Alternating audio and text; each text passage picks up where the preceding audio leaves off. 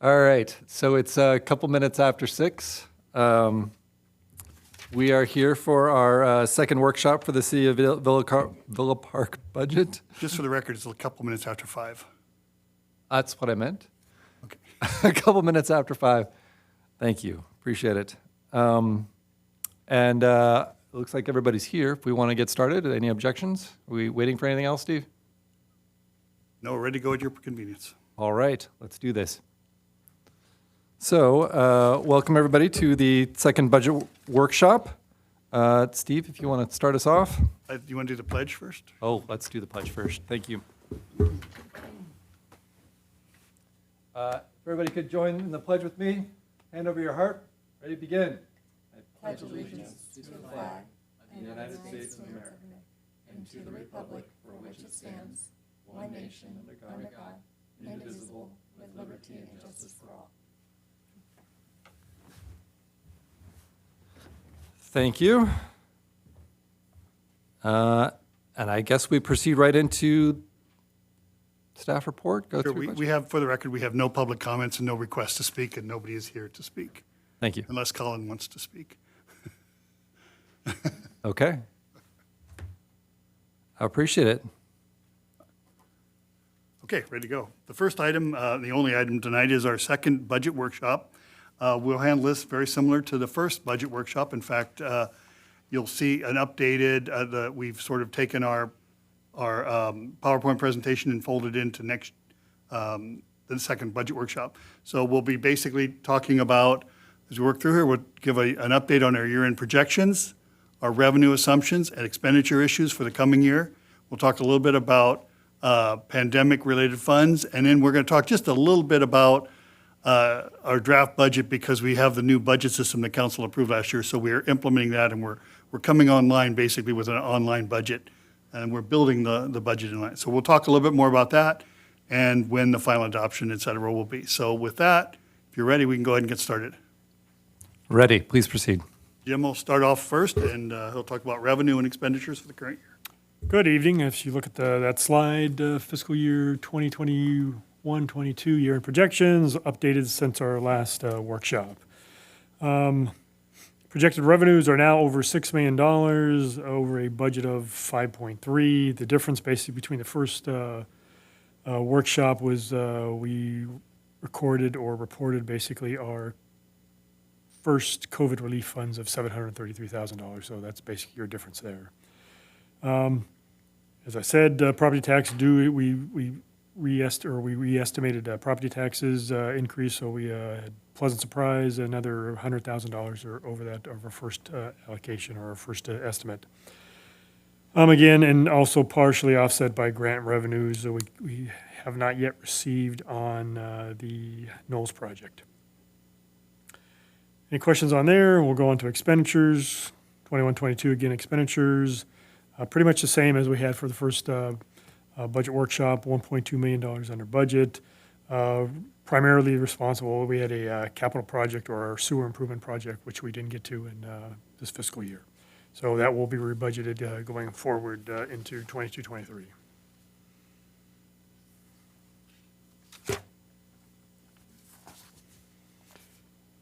Estimated financing for 22-23. We start off with a fund balance. I know there's a lot of numbers here of $5.5 million. Projected revenue, again, 6.55 that you heard from me already, less our expenditures.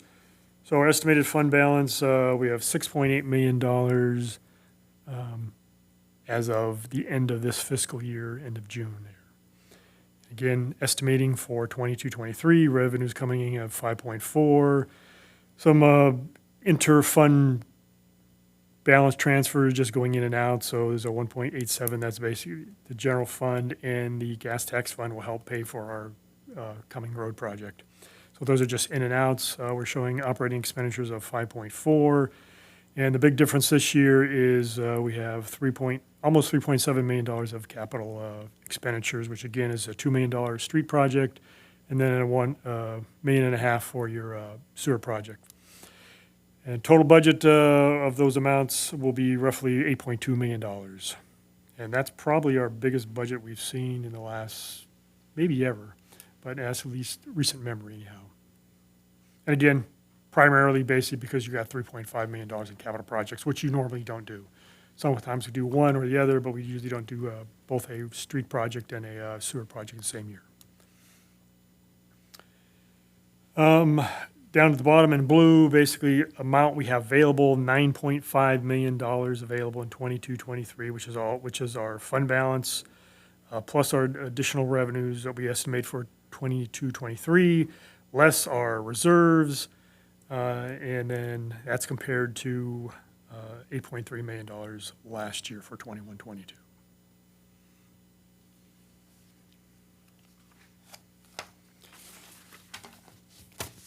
Steve, you want to hop in for revenue assumptions, or want me to Go ahead, continue? go ahead. Okay. All right.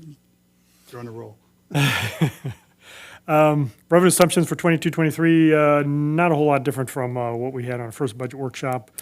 Property taxes, 179 over budget, and we're again being a little conservative here as opposed to what prior years. I think this year's revenue for 21-22 property tax revenue is coming in roughly $3.1 million. So we're being kind of conservative because I'm an accountant. So we're basically budgeting at roughly around $3 million. So a little conservative there. But it's 6% over our last year's budget.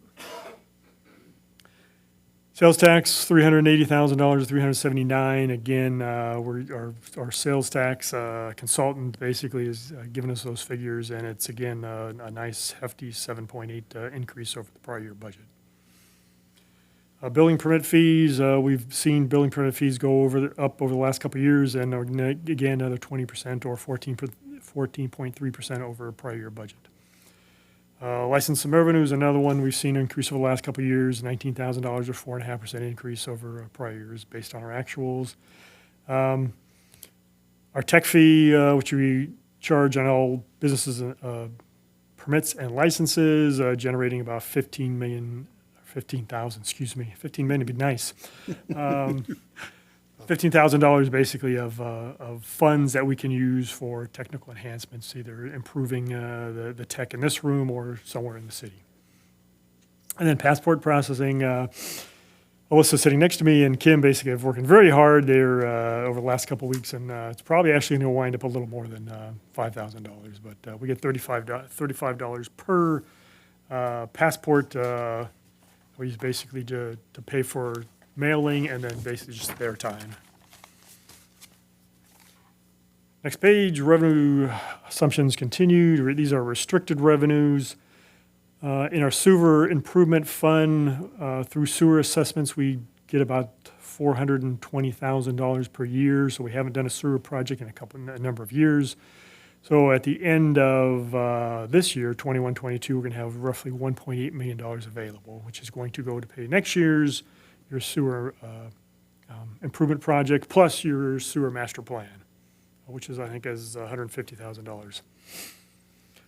Sales tax, measure 2, road funding comes through OCTA. Roughly you'll get $100,000, and that's pretty, nice jump this year, but last year they adjusted it downward for COVID related. So roughly around 80, so we're seeing a nice jump back up to what we were getting prior to pandemic. State gas tax fund, what we pay in through gas taxes, and this is our share, $308,000, again, almost a 20% increase. AQMD funding, air quality management district funding, we get roughly $8,000 per year, and we can basically spend that to reduce pollutions within the city. So our plan is that you'll see a little bit maybe electrifying our fleet if it's meets with your approval. PEG funding, again, we can use it. That's from our cable providers, and they pay us that, and we can basically use that to upgrade our system to do what we're doing tonight, basically get that information out, or basically show our information, broadcast our information out to the community. State park grant, and this is our Villa Park Knolls. We've got an increase in that. We're thinking 226. depending on when we get it, we're going to go ahead and budget it next year because we think it's going to be received next year. But there is a possibility it comes in this year. Unlikely, but possible. Various other grants we're getting through the state, a LEAP grant and CalRecycle, which we get annually. COVID pandemic-related funding will be handled on a separate slide. So again, revenue changes, we're looking at $330,000 this year over last year's budget. So we'll add here, just the next page. This page is something you're going to see more of. This is what we have in the new budget system generates. So it's great because it generates it based on the input we do without us having to do anything. So we tell them what kind of chart we want, and it pulls it together, pie, graph, whatever. And of course, pictures worth 1,000 words, right? So this is our general fund, and you'll see the revenues, and this will be very public, and this is in our budget. But basically, you can see we are property tax based. We're 82.5% based on property tax, Well, that's and sales tax. So And sales within tax, your yeah. with your property tax, your sales tax. which sales tax is only about 300,000. So we're really, really talking. This sort of pie chart, we have to be able to show what's part of that increase for sales tax and what's part of property tax. Sure. Yes, we could do that. Yes. That's no. I was thinking about doing that myself, but I hadn't figured out how to do it yet. But anyhow, this will have a public-facing website where they'll basically anybody can go on there, and you'll see basically just summaries of our budget, and you'll see these various types of graphs.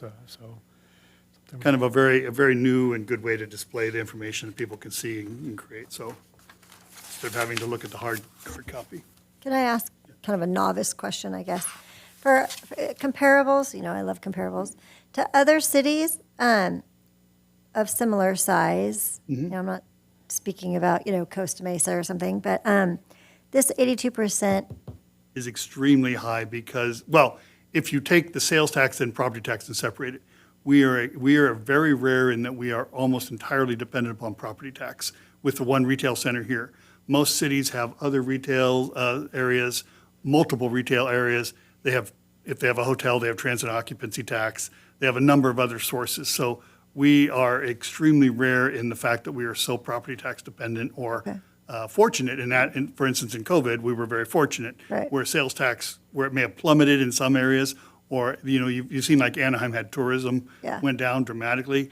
We were not touched per se with the Right. COVID. So we are very rare, so most of them are a lot less. I couldn't give you a good percentage, but I think the sales tax would be a lot higher in some of these cities than us. Where if you were to take our general fund revenues, what do we got, 4.1 million or 4.2 million with only 300,000 coming from sales tax, that's an anomaly, Okay. up All and right, down the thanks. state. Yeah, to reiterate, or basically, we're a very unique situation in Orange County and probably statewide. Okay, next page, we'll start talking a little bit about the expenditure issue. Some of these have not changed, some you'll see and be very similar. The Villa Park Knolls, the expenditure, this is one of those anomalies where Jim was talking about. The expenditure will happen this year and be recorded this year, but for revenues from the state get recorded in arrears because we have to claim the money after we spend it and show proof of expenditures. So we have to show them that we've spent it and finished the project before we're going to get the state grant. So the state grant is just lagging, so we will basically, the general fund will transfer money to cover these expenditures to the revenue fund, and then get reimbursed coming in the. Right, and then so what we get is the revenues have to be recorded this year, so it has to be received within 60 days to be accrued, and that's not going to happen in time. The state doesn't move that fast. So we're expecting it to be 22, 23, but there's a slight chance that, they could surprise us all and get us money this year, but we're going to budget that way, I think. Handicapped accessibility ramps, we got 10,000. Now that 10,000, I know that Councilman or Mayor Pro Tem Rossini's talked about this in the past. That 10,000 only reflects those projects that are not incorporated into street projects because we did an inventory of all the things, and many of our handicap issues are in streets that we're doing as part of the project. So they will be incorporated into that project itself. So the 10,000 are just those streets that are not, they're isolated instances, not the bigger, streets. So every street that we do, we're now putting in ramp. You've seen the yellow, I don't know what the term for them is, the dimples that on those things, those types of things, handicapped access. Those will be installed where we have them, and we need to install them. So those will all be put in. So we are working on them, so I don't want anyone to think that's all we're spending on handicap. There's much more to that.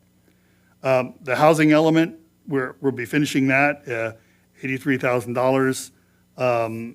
We're using a large portion of that as a LEAP grant that Jim mentioned earlier, some of the grant monies of $65,000. So that will be thing. And for information, we'll be coming forward with our next update to the housing element that will go to HCD in June. And that will come forward, and then we'll have the council adopt that at this time, and in June. So that will be coming forward. We'll make that. Question. On the housing element update, certainly we're going to have additional consultant expenses. Are there any other expenses associated with the housing element that we anticipate? No, that's actually the 83,000 includes the zoning changes that will be incorporated as a result of the housing element adoption. So we have tried to factor all that into the whole estimate here. Okay, I'm just wondering, what other categories of expenses are there besides the consultant? Just staff time that we would use. I don't think there's going to be anything else at this point. Okay, good.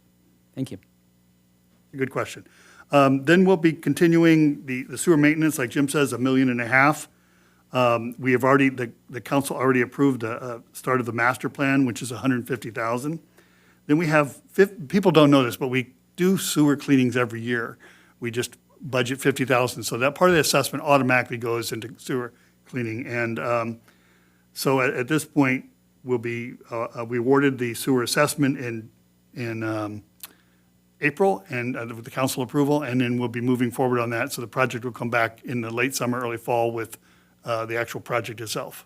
So we'll be getting into that.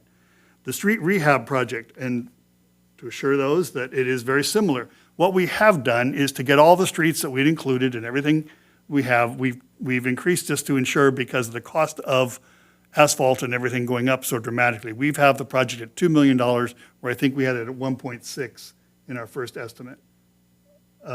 So we have put 400,000 because we're anticipating cost increase, asphalt's going up, et cetera. So we want to make sure that we can get all the streets that we promised the council and finish on those.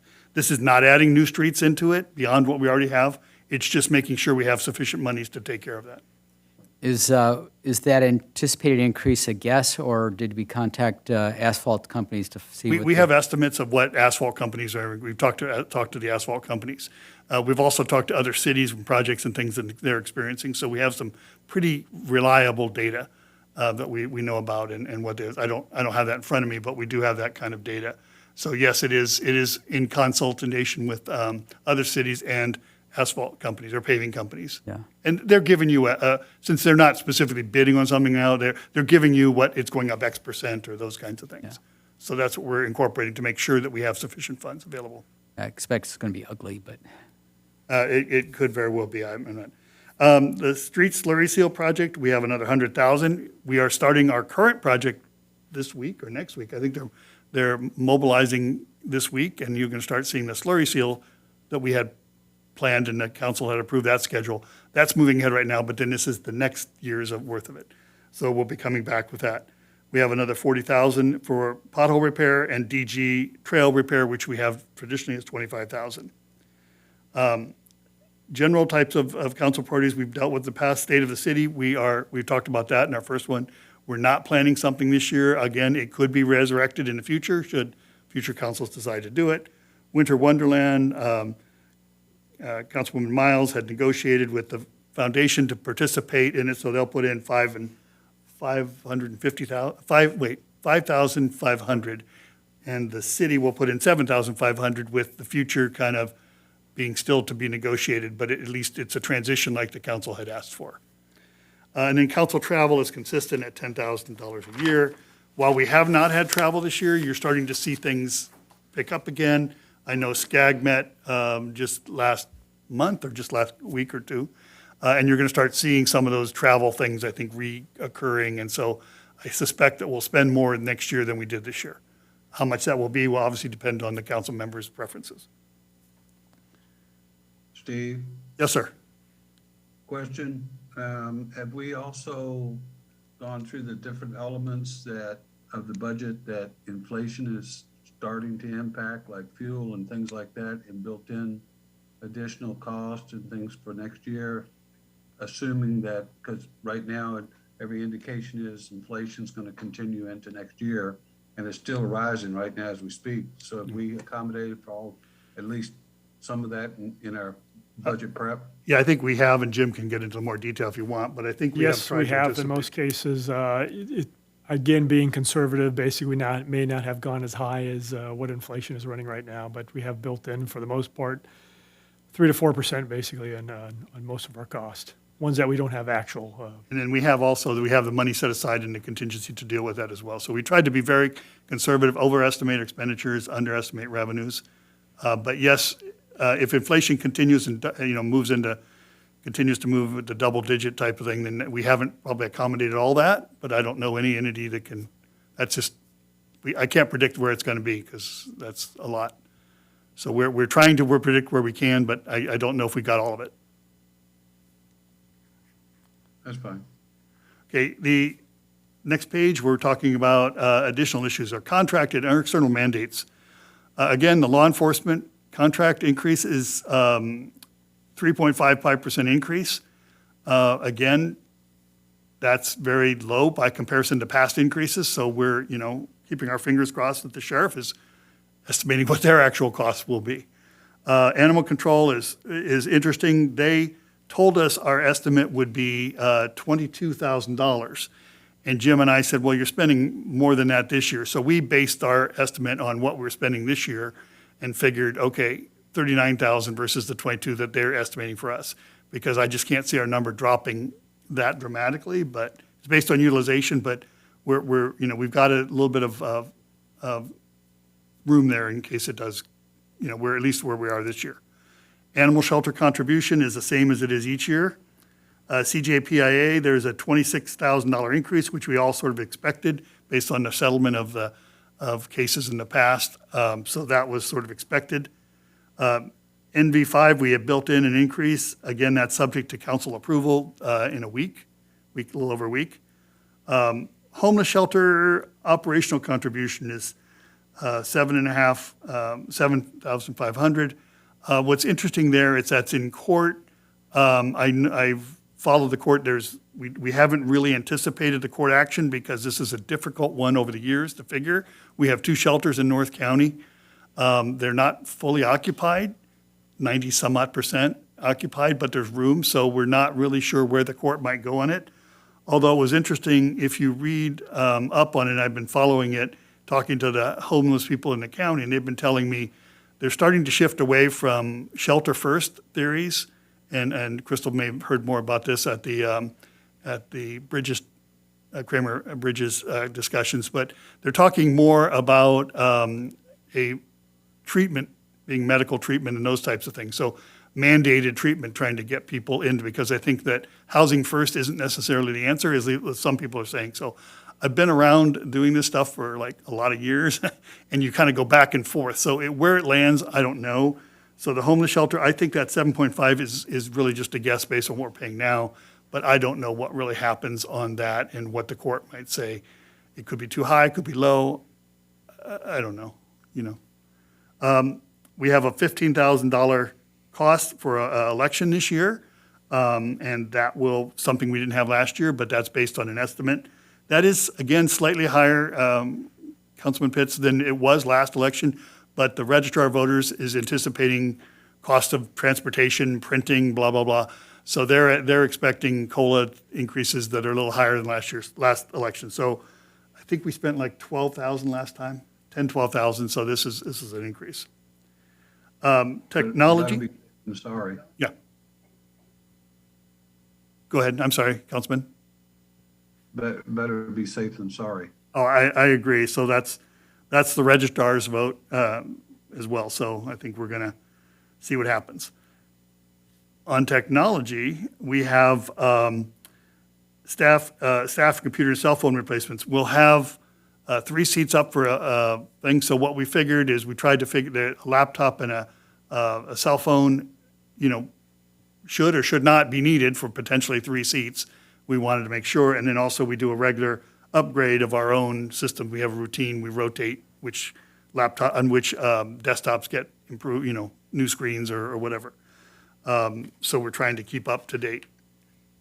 The annual subscription for our budget system, which we have, which is, I think, going to be a very, very useful tool, and the residents will like it as well. And I think the council will like it. Looking through the budget, you won't get a big document. You don't have to go through if you don't want to. You'll be able to online leaf through the pages a lot easier.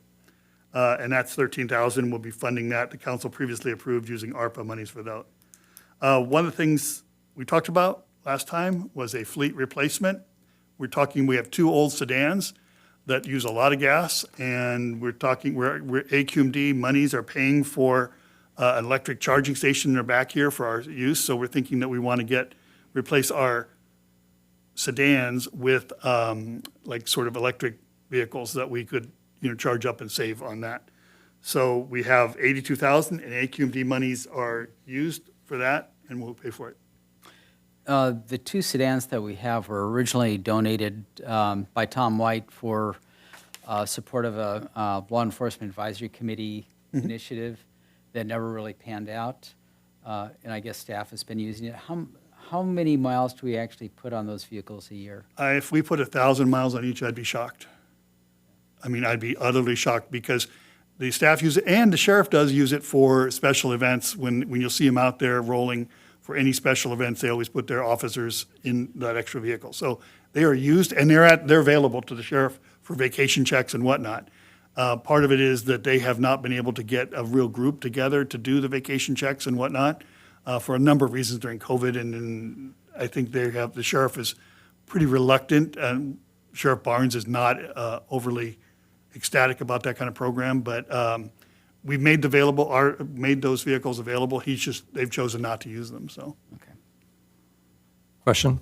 Yeah. This doesn't replace the maintenance vehicles that we use that, Those vehicles are 2015 and route that date, so we think we have some more years on those. The other thing is getting electric utility vehicles like those are a lot harder to come by. An electric vehicle to replace a sedan could take up to a year to get delivered. So we're thinking that as the technology continues to develop and evolve, we're going to start seeing there's new manufacturers coming online.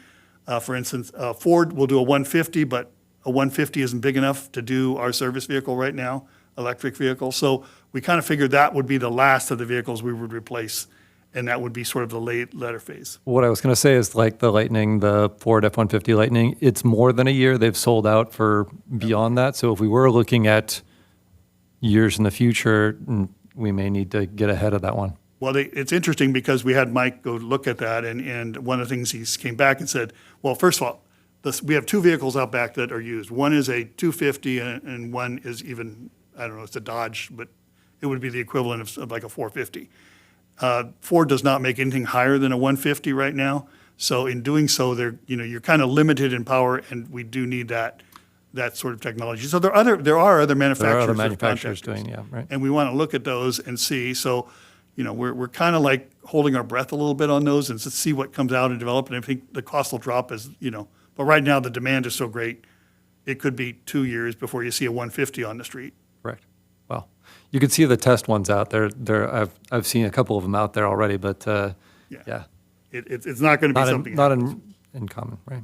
Just to clarify, we have $80,000 in AQMD monies to spend, but we are not budgeting this year. This is, looking out, whether it's next year, you're going to budget to replace those vehicles or not. Perfect. Somewhere Thank in you. the future. We do know that there's a state mandate that was signed by Newsom by 2035. All vehicles that are sold, all new vehicles that are sold must be electric, 100%, not hybrid or whatever. So that's the other thing. There are some hybrids out there, but again, that doesn't get us kind of where. And the interesting thing is the state gets you on the other end. We have smog control requirements on the current vehicle, so we have to monitor our vehicles. So we'd like to transition to sedans because those become expensive to try and make sure they're meeting smog requirements. So we really kind of work our way into the most available and what's needed first. Okay, the next page, the salaries we talked about. This is one we raised. We originally had 3% in there, and I know we had a discussion. So we are now pushed that to 4%, which added 5,000 from our previous estimate. Nothing else has changed in there. The salary range adjustments and the financial director health insurance that we have, they're all set. And the good news is we have a finance director that should be starting with us next Monday to help do some transition. So with Jim leaving us, we'll be able to have some good transition time. Calpers rate adjustment, the contribution is 20,000 increase. We are not seeing the rate, and we should not see the same kind of increases from some of these cities. Several cities that I know are, when they talk about structural imbalances, it's because they have such unfunded actuarial liability. Including our Section 115 trust, we have 80 to 85% funded, and that's a really healthy funding for your retirement system. You don't want to be, because of market volatility, you do not want to be in the 90 plus because you could be overfunded at some point. You just got money locked in to something that you don't need. So from our perspective, we are right where, and the Investment Advisory Council Committee has talked about, we want to be in that sweet spot between 80 and 85, and we're right about there. I do think that there'll be some increases, but that's one of the reasons we're talking about continuing our contribution to the 115 trust, to ensure that we're not going to be hit with any big ticket items when it does start increasing. We are, again, totally at the discretion of the state Calpers board. They decide when rates get changed, and we just pay the bill. We don't have a lot of choice, and that is basically they figure out their rates based on actuarial studies and their investment returns. They are expecting, I want to say, about 7% discount rate right now, which assumes about a 7% interest rate. They assume basically a return of 7%. Return on 7%, and a return of 7%, which I'm not sure they're getting, so they're underperforming. So that means as they underperform, cities have to make up the difference, or participants, and that would be ours. So that's what we sort of want to continue our efforts on the Section 115. As we add we move down to our reserves and contingencies, 50% of our general fund operating budget is the policy. And to get us there, it would require $70,000, and we're right where we stay right where we've been and right where we need to be. The Section 115 we just mentioned, that would be $100,000. And again, I pointed out today, I sent out the investment return for the last month, and it didn't look very good. If you're looking for month specific, but if you're looking long term, we're still getting 3 to 4% range on longer term. It's a longer term investment, but we're also protecting our interests in the long term. We're not making a quick turnaround payoff. Budget contingency, $120,000 versus the $150,000 that we have, and that's based on actual experience. I haven't used $150,000 in 5.5 years. I'm not sure I'm going to use ever, and I could always come to the council if I did. So if we needed something, like we have an emergency. So with that, I'll shift to another kind of, I'm sorry. Question? Yeah. Can we go back one slide? Which I know one? I know we talked about this right there. I know we talked about this last time, but I bring it up again because inflation's outpacing salary adjustments, and I'm faced with this at work. But I want to make sure that you have all the tools available to you to retain the employees that we have, because we're a small city. And we want to make sure that, we retain talent. We're not losing it, left and right to other cities. Are there other tools that we can give you besides just a 4% merit increase? Or do we need to increase that pool even more based on the current inflation rates right now and the long-lasting effect it's going to have on us? Thank you. I appreciate that question. One of the things, and I know Alyssa and I've talked about this a little bit, money's one thing, but there's other elements that employees are now looking for when you start hiring, and that is sort of a different challenge. So we may have to explore some, opportunities for more flexible work schedules or something like that. I'm not there yet. I'm still kind of talking to other cities and seeing what's kind of being, because we want to be competitive. Some cities are going to flex schedules. Some are letting people work at home from certain times. I mean, we're a small city, so we can't necessarily have that. So I think the money isn't if you do I read an article the other day that said money is not the driving factor that drives people to jobs right now, and the younger generation, not, and not the old guys like me, but the younger generation. And I think in the private sector, you see some of that is they want to have different types of things. They want to have the ability to work from home. They want to have technology. They want to have different, certain types of work environments. So I think we may have to explore some of that. But we're so small, it's kind of a challenge, and I don't want to jump into that without really spending some time and seeing what we have. We're very fortunate. We have a very a good group of younger staff on board. We have a group that's aging out, like myself and Jim. But as far as those go, I think we're planning to deal with that. I think we're in good shape on those. So I'm not as particularly worried about that.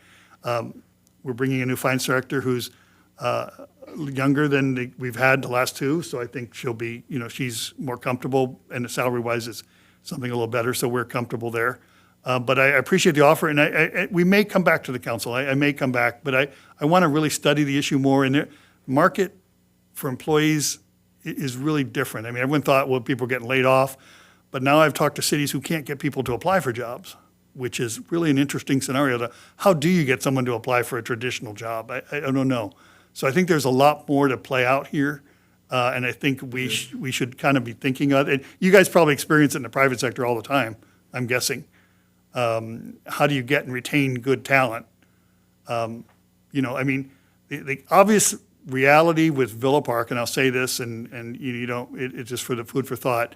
We're a small city, so the chances for opportunity for advancement is always going to be limited than with a larger organization. So we're never going to be competitive with a city like Anaheim or Irvine, who can offer hierarchy or chains of command that can, you can promote and stay there with them for 5 or 10 years and promote up the various. We just don't have the staffing hierarchy to be able to do that. So that's not going to be an answer for us, that we're going to be able to keep people. We're going to always lose people. So what we got to do is create an environment that they like and enjoy and have the incentives and things that work for them. And I think monetary is one of the features here. We'll have to play around with some of the others, I think. But anyway, it is a more challenging environment. I mean, I know I was talking to Crystal, and she had a hard time in private sector to bring people in for interviews. And it was not like they were underpaying them. It's just there's other opportunities out there. So We face it every day, so we know.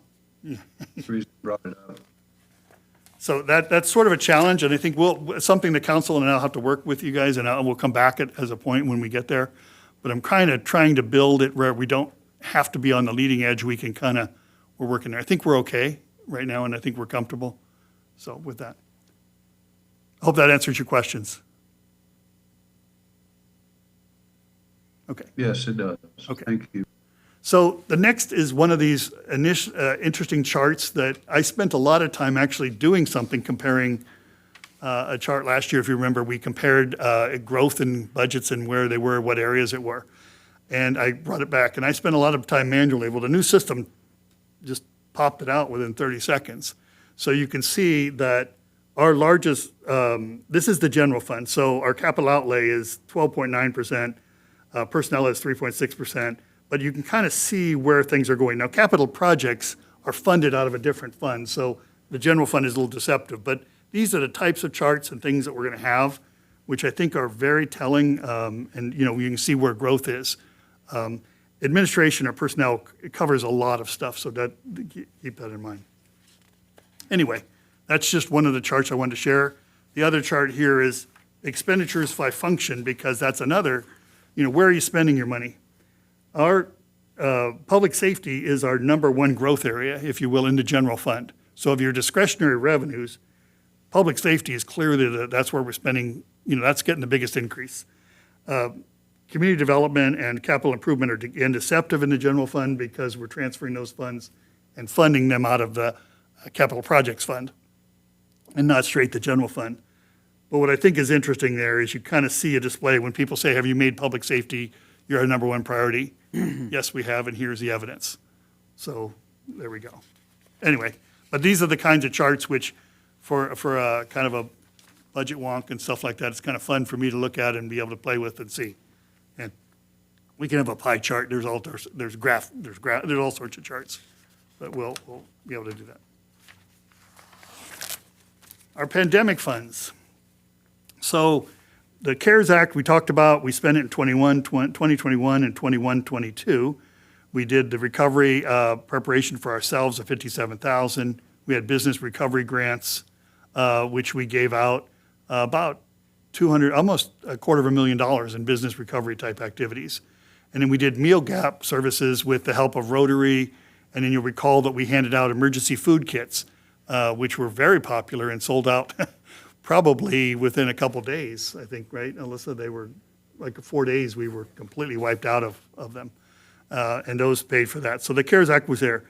FEMA has given us nothing and said we were under the claim amount that they have, so we aren't going to get any money from FEMA, and we have no claims pending because they rejected our last claim. Our federal ARPA funds, we're receiving 1.4 roughly. We did spend, we did commit some of those. And like I talked about, we pushed our street project up to $2 million, which allows us to get the $2 million and everything there. And ARPA is an appropriate use. And then the city hall maintenance, the HVAC system that we just had to replace, which it's much more comfortable in here. I hope you notice. It's really nice in here. And then the new budget system we purchased last year. So we've got 800 plus or more than 800,000, but we just on the conservative side, that's what it is. We'll come back and we will talk about that spending plan and what you want to do with it. We will, the way we have orchestrated it is, Jim will recognize the revenue this year, but next year we'll have to figure out how to recognize the revenue or when we'll recognize it. And that will be paid for, we'll use that to cover our law enforcement contracts, costs for the sheriff or some of it. And then in turn, that frees up general fund that would have otherwise had to pay for it. So our general fund becomes discretionary. The audit trail is great for us for ARPA funds because it now becomes straight law enforcement. And I just read an email or letter from the Department of Treasury that encouraged us to spend it on public safety. So we are right in line with what we're planning to do. So I think from an audit perspective, which I know the county is just now starting to get audited on some of this stuff, we'll be in a very good situation, and I think we're good there. And then we have ultimate discretion on the 800,000. So I would like to come back and probably come back in later this summer or early fall. We talk about a spending plan about how you want to spend the 800,000.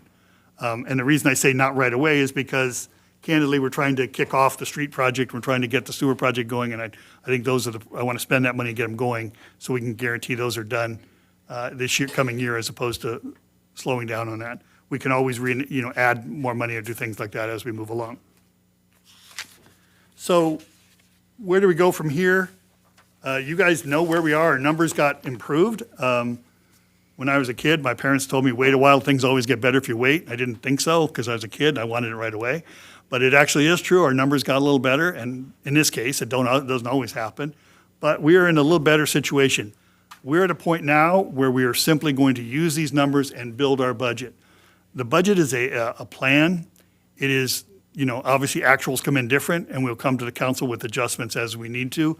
But I think we are in a very favorable position, and Villa Park, and I think you can say, is a financially very solid city and will retain that and be able to accomplish a lot in the infrastructure world of getting things. So $1.5 million on sewer projects and $2 million in street projects. That's a healthy chunk of activity going on in a small city. So I think you guys can take credit for that, and the way we've orchestrated that is I think we're very fortunate. We will adopt our budget on June 26th, but we'll be using these numbers. You'll see the charts and things that we have. Our budget will be developed online. We're actually developing the budget as opposed to putting it together in Word documents and then adding it all together. So we're fortunate, again, we have Alyssa who knows the system, and Jim and I were saying if anyone can figure it out, she'll figure it out, because he and I were grappling with trying to how to change a chart. And anyway, so long story short, she figured out how to even incorporate the charts into the PowerPoint presentation. So you have to take them from one program and put them in there. So we're going to have some neat opportunities, and as we get there, we're just scratching the surface of the budget system. But I think the public will be real pleased because it also integrates demographic data into the budget. So people can start seeing population per capita expenditures and things like that, which are really kind of cool that, manually it becomes so monumental a task, it's hard to do. But as far as now, we'll be able to pull that out in the link of that. So Is that data that's given to us when we collect, and it's just being? they use the State Department, which basically uses all the allocation formulas. So they take, is it State Department of They're using Finance? census data. Yeah. Okay. And I'm not quite sure, how updated that is, but it should be relatively recent. I was just curious if that was automatically coming to us. You're going out and searching for other additional data to pull in, or It how gets that. loaded, I think it's loaded initially when we bought it, the system. They give basically the census data, US Census data. We can, if we go out, if we have the option, basically go out and looking for our own data and putting that data. We can change that or incorporate that. But that's, like I say, just scratching the surface and getting the sources of data that you want. You want to be consistent from year to year, so you're not one source one year and another source another, and the numbers start changing. So we are at a point now where we are June 26th at 6:30. We'll be adopting our budget. Our fiscal year will start July 1st. We're on time. Actually, we're ahead of last year, from as I recall. But Jim worked a lot of hours in the last couple of weeks last year. So I think we're moving along here, and I'm real pleased. We can answer any questions, but that's all we really had for tonight. Excellent. So I do want to say you've done an excellent job of preparing this. I really like how you highlighted that the ways in which the tool has made this easier, especially since this is an expense that goes out to our city and that, we elected to choose to put in and we spent money on, and it's paying off already. I really appreciate you making specific references to it, not just saying, oh, this really helps, but you can actually see it concretely and, oh, it helped in this graph and it helped in this spot. So I really appreciate I had a boss who called that camera check feedback, where it's not just a loose idea that you're saying, but it's an actual concrete thing that it really makes it real. I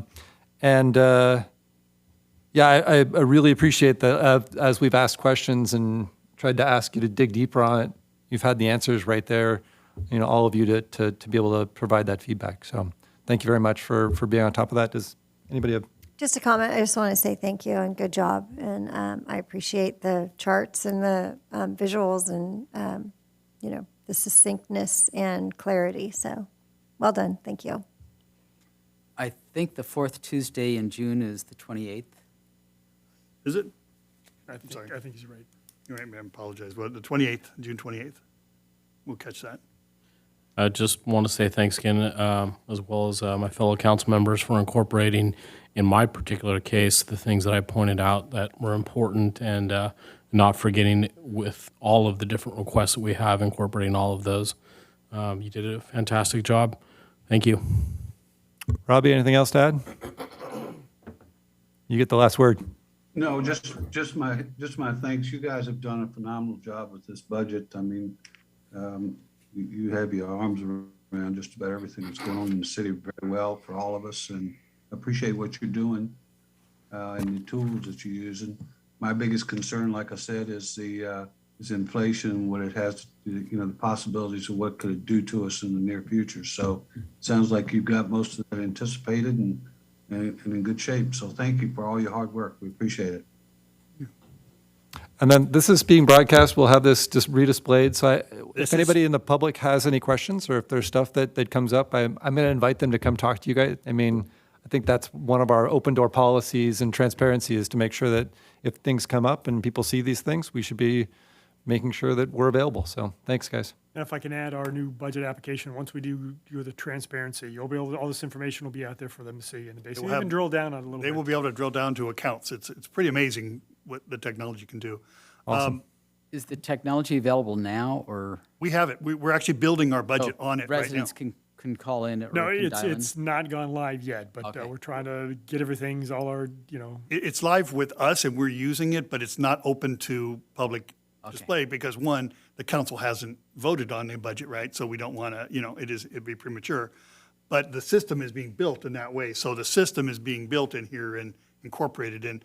Again, like Jim and I were saying, we're just scratching the surface. So, I mean, as we get through, it's phenomenal what this can take us to down the road. And I think the speed at which it does it is also very, and I will offer it up if you guys want to see it beforehand. We go live. I mean, we can basically do that, yeah. Okay, can I ask probably a question I could have asked earlier, but in terms of training or anything that you guys, as you mentioned, scratching the surface, anything that you're looking for deeper in there, is there anything else that you guys could use for? I think for myself, it will be very intuitive for the public to look at. And they'll be able to look at their screens and everything. But building it is where we need to learn. And you got to go through the process of building it and how we build it, how we integrate charts and do this, and, you know, It can be very intricate, and like I said, we're just, we're brand new to it, and having Alyssa is really we're helpful. fortunate we have Alyssa, because she's deciphering, she's a different Do you technology. have a, Just the younger generation basically seems to take a lot. so I've done a number of software implementations. Do you have like a training group or an implementation team? Okay, We have with the vendor basically. Perfect. yeah, They, we they have meet with them all- pretty regularly, and we're all set there. It's just, it's just, you go in and you start doing it like, well, what did they say to do here? And now why, and you go back, and so, there's a helpline and all the things we work Perfect. on too as well. great. So, there is no formal action required tonight, so we just, ready to come on the 28th, am I stand corrected? Okay. Thanks, everybody, for attending. With that, I will call us adjourned at 5:51, 52. Thank you.